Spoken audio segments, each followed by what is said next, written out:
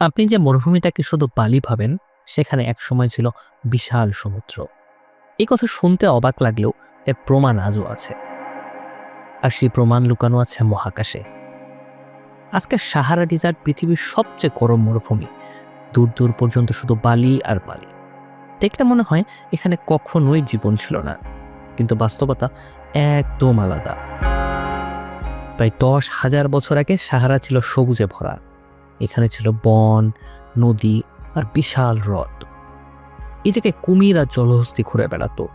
মানুষ এখানে বসবাস করত এবং মাছ ধরত। সময় বদলেছে, জলবায়ু বদলেছে, আর সব কিছুই উল্টে গেছে। আর এখন পৃথিবীর সবচেয়ে অবাক করার বিষয়টা সামনে আসছে। এই ইতিহাস জানা গেছে মাটি ঘুরে নয়, এই ইতিহাস জানা গেছে মহাকাশ থেকে।